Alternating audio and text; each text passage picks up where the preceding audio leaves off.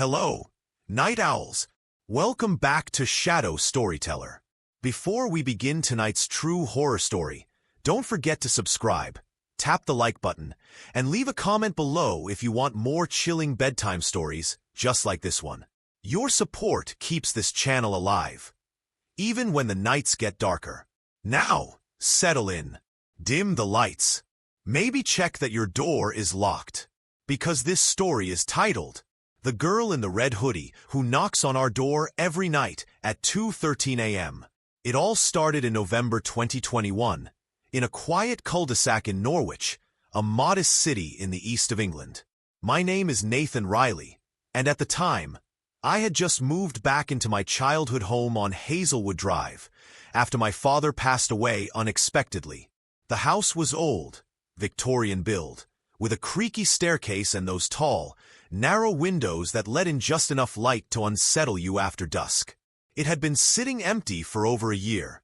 My plan was to renovate it slowly while working remotely as a graphic designer. For the first 2 weeks, things were quiet, peaceful even. Then came the first knock.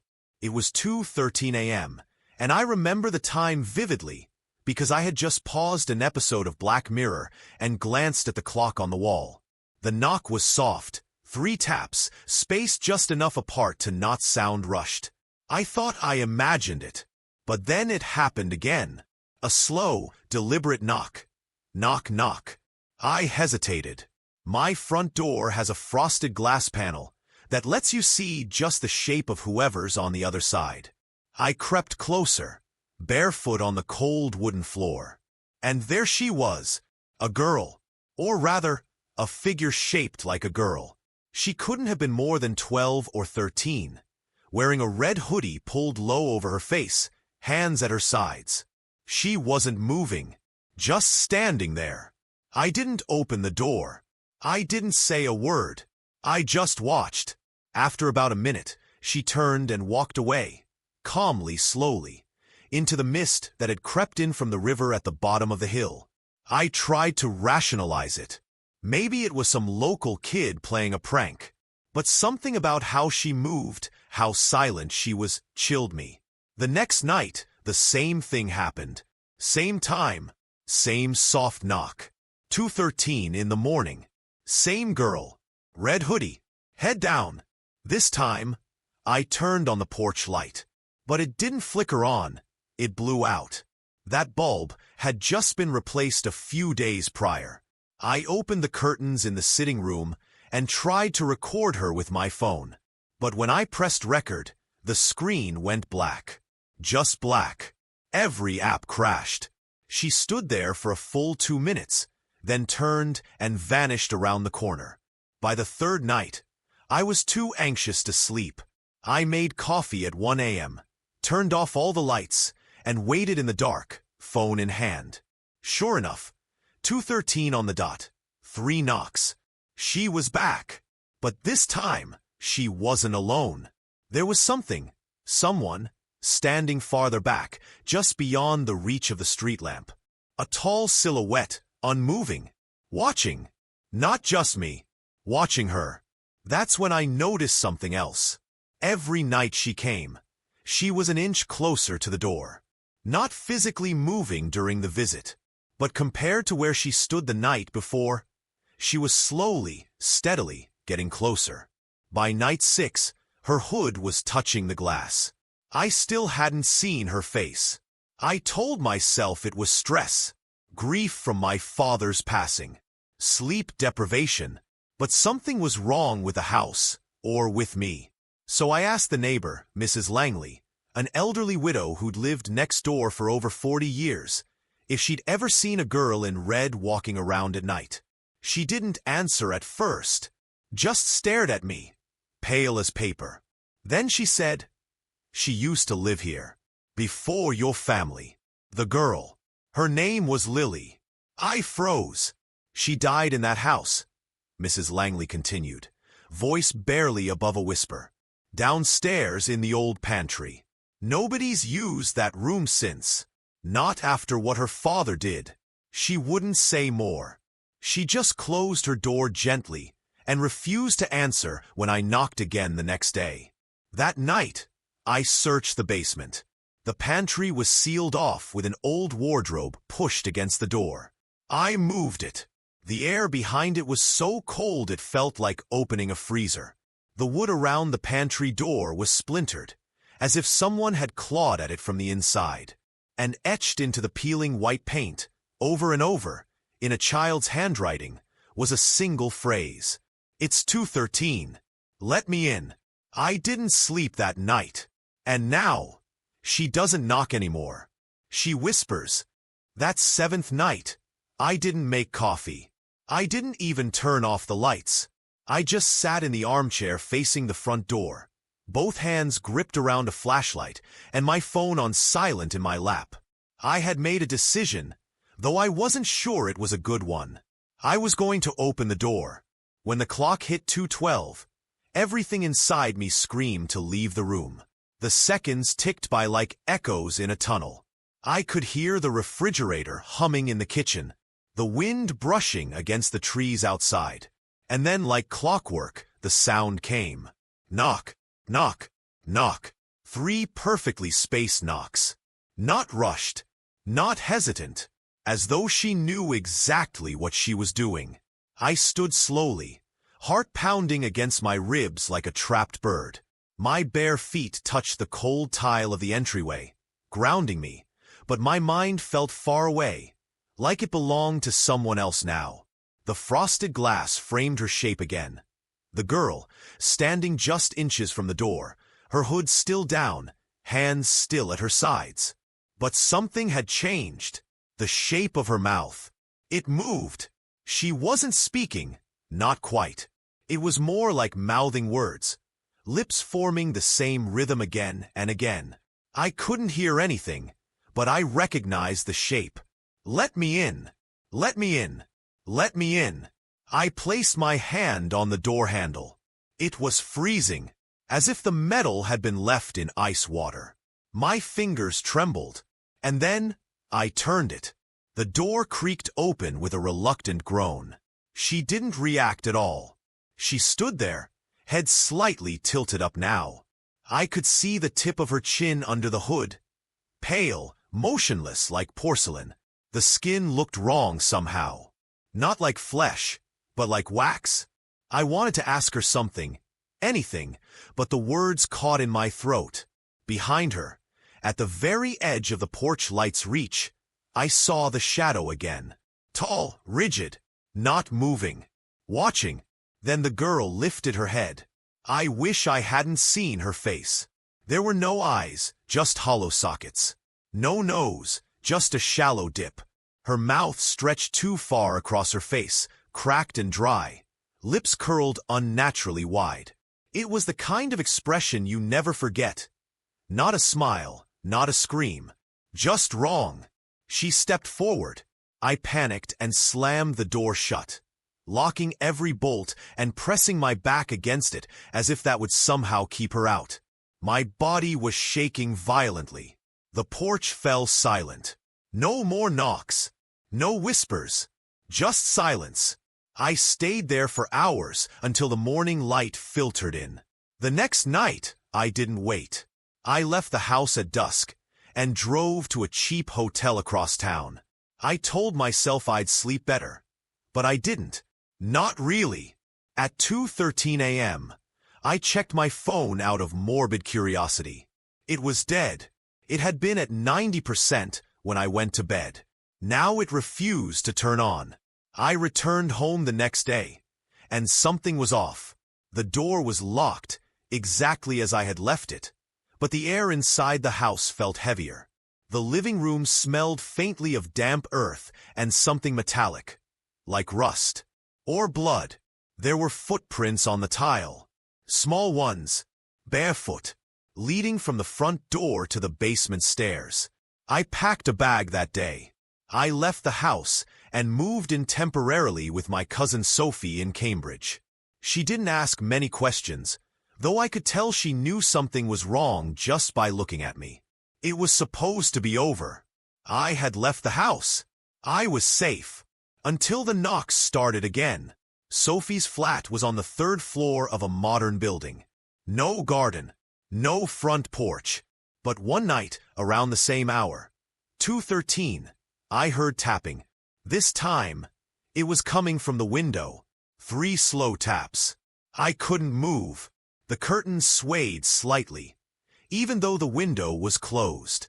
Then the tapping stopped, and on the glass, fogged by my breath and the cold night outside, appeared 3 small prints.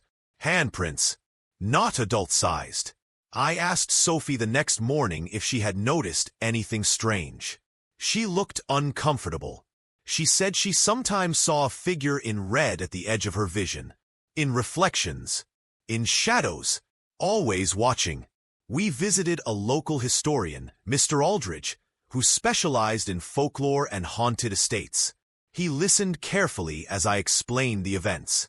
He didn't interrupt once. When I finished, he opened a drawer and pulled out a manila folder labeled Hazelwood Haunting, 1996. He told us that a girl named Lily Ashcroft had lived at the same house in the early 90s. Her father was abusive, paranoid, kept her locked in the pantry during his delusions. One night, in a fit of rage, he set the basement on fire, locking her inside. Only his body was ever recovered. Lily was presumed dead, but they never found her remains. There had been whispers about her ghost, reports of a girl in red. People who moved into the house never stayed long. He told me something else, something I can't forget. When spirits are trapped violently, he said, they often need permission, an opening, a choice. If you open the door, you may have brought her with you. That night, I slept with the lights on, but the power cut out at exactly 2:13. Not before, not after. Right on the second, I heard whispers in the walls, behind the mirror, beneath the floorboards. She's not knocking anymore. She's already inside. The worst part is, I can hear her breathing at night, right behind my bedroom door. Sometimes she hums, a tune I don't recognize, but it feels familiar, like something I used to hear as a child, like something I've tried very hard to forget. I tried cleansing the house. Sage, salt lines, a priest. Nothing worked. Last night, Sophie screamed from her room. I ran in, but she was gone. The window was open, and on her bed was a red hoodie, one I had never seen before. And now I feel like I'm being watched every moment. When I blink, she's closer. When I sleep, I see her face. Not in dreams, in the room, leaning over me. I don't know how this ends, but I'm afraid that opening that door didn't just let her in. I think it let something else out. Something older. Something darker. And it's not done with me yet. To be continued. If you're still here with me, thank you. Please leave your thoughts in the comments. Let me know if you've ever experienced anything like this, or if you've heard humming when no one else is around. Don't forget to like, subscribe, and share the story. You never know who might need the warning. Only on Shadow Storyteller. I haven't slept properly in weeks. Since Sophie vanished, the red hoodie remains folded on her bed untouched. I tried moving it to the bin outside, but it was back the next morning, neatly placed. No dirt, no rain on it. I even burned it once, watched it curl and blacken into ash. The next night, there it was again. No scorch marks, no smell, just folded, waiting. The police came, of course, took my statement, asked if Sophie had any reason to run away. I told them about the girl, about the knocking, the time, the whispering. They were polite but unconvinced. They took the red hoodie as evidence. It was returned to me 4 days later with a note. Belongs to the household. No traces found. No DNA. No tag. No fibers that matched anything in their database. It was like the hoodie never existed outside this house. The officer who returned it didn't look me in the eye. He just placed it on the porch and left without a word. Since that day, the house has changed. Doors open on their own. Lights flicker even when replaced. I hear footsteps upstairs when I'm downstairs. And when I'm upstairs, they're below me. It's constant now. Like something is circling, watching, waiting. The clock still ticks over to 2:13 every night. But now it doesn't start with a knock. It starts with a whisper. My name, Nathan. Soft, right behind me. Every single night. Last week, I found writing on the bathroom mirror. Not drawn in steam, but scratched into the glass with something sharp. 3 words. Let her in. I don't know who her is anymore. Is it Lily? Is it something pretending to be Lily? Sometimes I think I see a second figure behind her. Taller, less human. Something wrong in the way it bends. I decided to go back to Hazelwood Drive. I don't know why. Maybe I thought facing the source would end it. Maybe I hoped Sophie would be there waiting. The house looked abandoned, though it had only been empty for a month. The grass had overgrown, windows dusted with grime, and a dead bird lay on the doorstep. Its wings were torn, as though something had pulled it apart. I stepped inside, flashlight in hand. The air smelled worse than I remembered. Damp, sour, like old rot buried under floorboards. Every step echoed louder than it should have. I made my way to the basement. The wardrobe I had moved weeks ago was back in place. When I pushed it aside, the pantry door stood open. That was the first time I saw the drawings. They were faint, carved into the walls with something thin and jagged. Dozens of them. Children, stick figures, all in red crayon. Though I never left any crayons in that house. In every drawing, there was a small girl and something behind her. A tall black shape. A thing with no face. Sometimes it had horns. Sometimes arms that dragged along the ground. In the final drawing, the stick figure girl was gone. Only the tall shape remained. And under it the words, "We let her in." I don't remember walking back upstairs. I don't remember driving away. I woke up hours later in my car, parked on the side of the motorway, hands trembling, the flashlight still on in the passenger seat. My phone said it was 2:13 a.m. And in the rearview mirror, I swear I saw her, sitting in the backseat. Just for a second, then gone. I've since moved cities, changed my number, got a new job, but none of it matters. Everywhere I go, she follows. At first, it was only at night.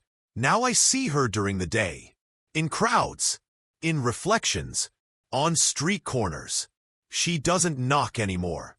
She doesn't whisper. She waits. Yesterday, I received a package at my new apartment. No label, no sender, just a plain brown box. Inside was the red hoodie. I didn't touch it. I burned it again, this time with salt, kerosene, chanting the name Lily again and again, begging her to leave me alone. I waited hours, watching the hoodie melt into black sludge. At 2:13, there was a knock on the window. I live on the 7th floor. I didn't open it. I turned off all the lights and hid in the bathroom, covering my ears, heart racing. But then, I heard the humming. That same tune, the one I didn't recognize before. And suddenly I remembered. When I was a child, maybe 6 or 7, I used to hum that song to myself. At night, sitting in my room in Hazelwood Drive. My mother told me it was something I made up, that it wasn't a real melody. But I wasn't the one who created it. Someone hummed it to me first. A girl in a red hoodie. I thought she was my imaginary friend. I used to talk to her. I remember calling her Lils. She told me stories about being locked in dark rooms, about playing hide and seek in places where no one ever found you. I thought it was all a game, until one night, she told me she had to go away, that she was being locked up for good. That's when the dream stopped. That's when I forgot her. Until I came back. Until I opened the door. It was never a haunting. It was a reunion. And now she's not hiding anymore. Last night, I blacked out around midnight. When I woke up, I was standing in front of a mirror, arms covered in scratches. My reflection was smiling, but I wasn't. And written across the mirror, in red lipstick I don't own, were 5 words. You're almost ready to see. I don't know what's coming next, but I feel it. The weight, the pressure in the air, the cold that creeps in even during the warmest hours of the day. Every clock in my flat stops at 2:13 now. No matter how many times I reset them, she's preparing me. For what, I don't know, but I can feel the door again. It's not just a door in my home. It's a door in my mind. And she's knocking. She's always knocking, even when I don't hear it. To be continued. If you've made it this far, thank you for staying with me. If anything like this has happened to you, even the smallest strange event, write it down in the comments. I don't know what's real anymore, but maybe, just maybe, we're not as alone as we think. 3 nights ago, I tried something I probably shouldn't have. Desperation does strange things to a person. I found an old thread on a paranormal message board. Most people were anonymous, sharing experiences that seemed fictional at first glance. But one post caught my eye. It was from someone calling themselves F13 Watcher. They wrote about a girl who appeared at the same time every night, always knocking, always in red. The post was dated 2014, and it was never replied to. But it wasn't the description that shook me. It was the photo attached. A grainy image, blurred, taken through a frosted window. But unmistakable. It was her. Same red hoodie. Same posture. Same hour. I messaged the user even though the thread was old. To my surprise, they responded. Their real name was Mark. They lived in a town outside Manchester. Said they'd seen her for 6 weeks straight before things escalated. He moved house, went through a breakdown, and hadn't told anyone since. But the moment he saw my message, he said he started hearing the knocks again. We spoke through video chat. Mark looked tired. Skin pale, eyes sunken, dark bags beneath. His hands trembled even when still. He told me he kept a journal, logging everything that happened, and emailed me the pages. As I read through them, a pattern began to form. The dreams, the humming, the red hoodie, the scratched mirrors, the whispers, even the tall shadowed figure lurking behind her. Everything I experienced he had too, until one night it changed. He stopped seeing the girl, and started becoming her. He didn't mean it metaphorically. Mark said he began blacking out at 2:13, waking up with blood under his nails, dirt on his feet. Sometimes he'd find things in his flat that weren't his, toys, old ribbons, a child's shoe. His own reflection began to change. His face stayed the same, but the expression was wrong. Too wide, too calm, like someone else was borrowing it. He showed me something before we ended the call. A mirror, carved on the surface, barely visible beneath the glare of his overhead light, were the words, "We are waiting for him." I asked him who him was. He said he didn't know, but something in his voice cracked when he answered, like he was holding something back. We agreed to meet, share notes, records, see if we could break the pattern together. But the next day, his number went dead. I searched his name online. Mark Ellis, 39, found unresponsive in his home. No signs of forced entry. No visible trauma. Cause of death, cardiac arrest. I knew it wasn't his heart. It was her. And maybe it was me too. The next night, I returned to Hazelwood Drive one last time. I needed to know why me. Why now? I brought nothing but my phone, a flashlight, and a journal I'd started keeping, the same way Mark did. The house was colder than I remembered. The air was thick, like walking through fog. Dust lay untouched on every surface, yet footprints moved across the floor. Small, bare ones, leading toward the basement. Again, I followed them.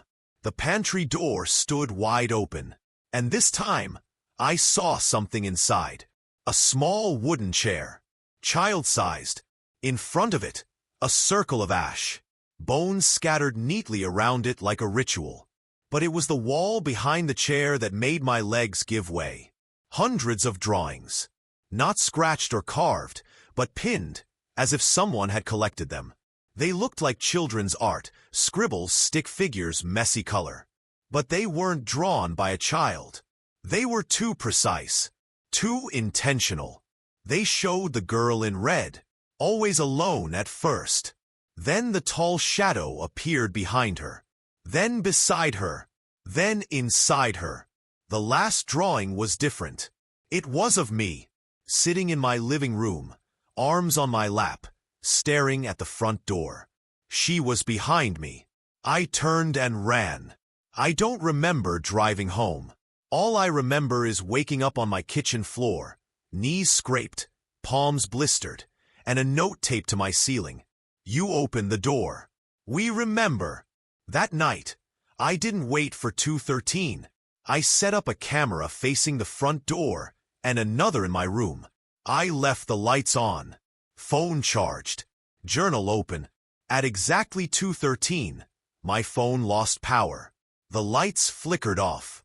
The camera feed went black. And then, the door opened. I don't know how. No one was near it. I didn't hear it unlock, but it swung open slowly. Not with wind, not with force, as if someone had been waiting on the other side, patiently. And then silence. I stared at the screen, heart in my throat. Nothing, until the bedroom camera turned back on for just 3 seconds. She was there, not facing me, facing the wall, head tilted, humming softly. Then the feed went black again. Since that night, I haven't seen her in full, but I see flashes, corners of rooms, mirrors, reflections in windows. Always just far enough to doubt, always just long enough to remember. I've started humming without realizing it. The tune she used to hum to me. I don't think she's trying to hurt me anymore. I think she's trying to finish something. Maybe a ritual. Maybe a memory. Maybe a replacement. I feel less like myself every day. Voices echo in my head at night. Words I don't understand. Images of the pantry. Of fire. Of a man screaming. Of a girl crying, and a door closing slowly forever. Last night, I woke up outside my building, barefoot, covered in ash. My feet were bleeding. Clutched in my hand was a single red thread. I looked up. In the reflection of the building's glass doors, she stood behind me. And she smiled. For the first time, I smiled too. I don't know how much longer I have. I can feel her inside me now. Not watching, not haunting, becoming. And maybe that's what she needed all along. Not a door, not a voice, a body. One she could walk in again. So if you're listening, if you're watching this story from your room, lights low, headphones in, be careful. Don't answer the knock. Don't follow the humming. And whatever you do, don't open the door. This is Nathan Riley, or what's left of him. The silence in our neighborhood has never felt so heavy. After that final night, when I chose not to answer the door, something shifted.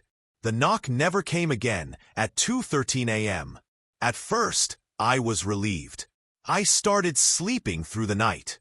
My sister, Katie, even began spending time downstairs again. Life was returning to normal, or so it seemed, but I couldn't ignore the gnawing emptiness each night when the clock neared that time. I would lie in bed, waiting, listening, expecting. There was no knock. No shadow, no movement outside the window. Only silence. And somehow, that silence was more terrifying than the knock itself. A week later, I decided to rewatch the footage from the night I didn't open the door. At exactly 2:13 a.m., the girl in the red hoodie appeared on the camera once more. But this time, she didn't knock. She simply stood there, staring straight into the lens. I paused the video. Her face was clear now, and for the first time, I realized what was truly disturbing. She looked exactly like Katie. Not the Katie of now, but Katie from 5 years ago, when she had long black hair and still wore braces, when she still smiled like nothing bad had ever happened. The resemblance was uncanny. The footage sent a chill through me. I asked Katie if she remembered that hoodie, if she had ever owned one like it. She shook her head slowly, but her eyes lingered on the screen a second too long. I tried to laugh it off. Coincidence, I told myself. Just another strange trick of the light. Or maybe someone playing a long, cruel prank. But I couldn't shake the feeling that the girl had never been a stranger. That night, I stayed up again. Not to wait for her, but to ask questions, to dig deeper. I found an old family photo album, one we hadn't looked at in years. And there, tucked in between pictures of summer vacations and Christmas mornings, was a photo of Katie standing on our porch. She was about 10, holding a carved pumpkin in her arms, wearing a red hoodie. The same red hoodie. When I confronted my parents about it, they grew silent. My mother left the room, her face pale. My father finally admitted what I think I already knew. Katie had a twin sister. Her name was Emily. She died when they were 5. A tragic drowning accident at our old home, by the lake. They never told Katie. She was too young to remember. They had moved here shortly after. But sometimes, my dad whispered, grief doesn't stay buried. Sometimes, it finds its way back, knocking gently at the door. I sat on the edge of my bed that night, the truth heavy in my chest. The girl in the red hoodie wasn't here to hurt us. She just wanted to come home. Since that night, I no longer fear the hour of 2:13 a.m., but I still leave the porch light on, just in case, because some stories don't end with a scream. Some end with a memory, and the soft knock of a sister who was never ready to say goodbye. Thank you for listening to tonight's story. If you enjoy these bedtime tales that blur the line between reality and the unknown, don't forget to like, leave a comment with your thoughts, and subscribe to Shadow Storyteller for more. Sleep well if you can.